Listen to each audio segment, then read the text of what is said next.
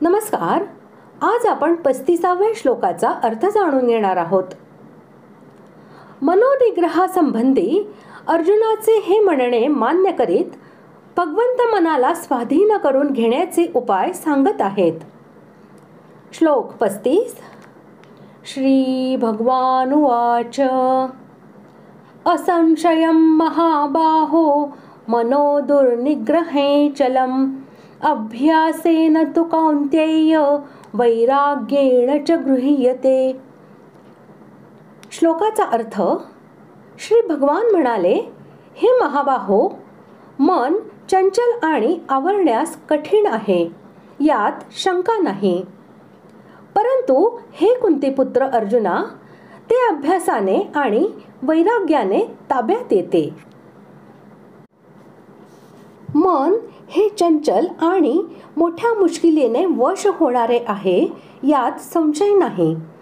भगवंतांच्या या म्हणण्याचा भावार्थ असा की याद्वारे भगवंतांनी अर्जुनाच्या म्हणण्याचे समर्थन करून मनाची चंचलता व त्याचा निग्रह कठीण असल्याचे मान्य केले आहे.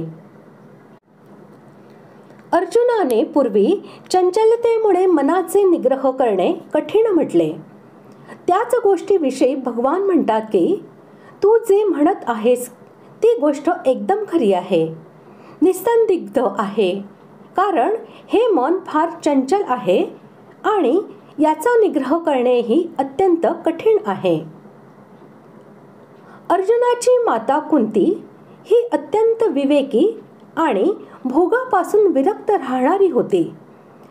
कुंतीने भगवंताला विपत्तीचे वरदान मागितले होते. अशा प्रकारचे वरदान मागणारे इतिहासात फार कमी आहेत. म्हणून येथे कौन्तेय संबोधन देऊन भगवान अर्जुनाला कुंती मातेची आठवण करून देतात की जशी तुझी माता कुंती फार विरक्त आहे, तसेच तूही संसारापासून विरक्त होऊन परमात्म्याकडे प्रवृत्त हो. अर्थात मनाला संसारापासून हटवून परमात्म्याकडे लाव.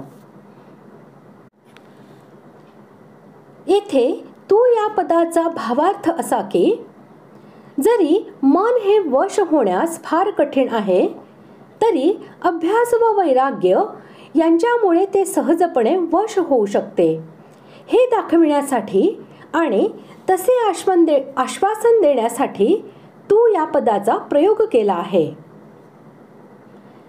एखाद्या लक्ष्य विषयामध्ये मनाला तदाकार करण्यासाठी आणि त्याला इतर विषयांपासून खेचून घेऊन वारंवार त्या विषयामध्ये लावण्यासाठी केलेल्या प्रयत्नाचे नाव अभ्यास होय. हा प्रसंग मन परमात्म्यामध्ये लावण्याचा आहे. म्हणून परमात्म्याला आपले लक्ष्य ठरवून चित्तवृत्तींचा प्रवाह वारंवार परमात्म्याकडेच लावण्याचा प्रयत्न करणे म्हणजे येथे अभ्यास होय. या लोकीच्या व परलोकीच्या संपूर्ण पदार्थांबद्दल जेव्हा आसक्ती आणि सर्व कामना यांचा नाश होतो, तेव्हा त्याला वैराग्य असे म्हणतात. वैराग्यवान पुरुषाच्या चित्तामध्ये सुख किंवा दुःख या दोन्हींमुळे काही विशेष विकार होत नाही. तो पुरुष कोणत्याही स्थितीमध्ये आपले चित्त कोठेही जाऊ देत नाही. तो अशी अचल व अढळ आंतरिक अनासक्ती किंवा पूर्ण वैराग्य प्राप्त करून घेतो. अर्जुन हा विश्वविख्यात वीर होता. देव, दानव आणि मनुष्य या सर्व वर्गांतील महान योद्ध्यांना अर्जुनाने आपल्या बाहुबलाने पराजित केले होते. त्या वीरतेचे स्मरण करून देऊन भगवंत जणू त्याला उत्साहित करीत आहेत की तुझ्यासारख्या अतुल पराक्रमी वीराने मनाला इतके बलवान समजून त्याला घाबरणे आणि उत्साह सोडून देणे हे योग्य नव्हे. तू साहस कर, तू त्याला जिंकू शकतोस. अशा प्रकारे आज आपण 35व्या श्लोकाचा अर्थ जाणून घेतला. पुढील भागात आपण 36व्या श्लोकाचा अर्थ जाणून घेऊया. धन्यवाद. धन्यवाद.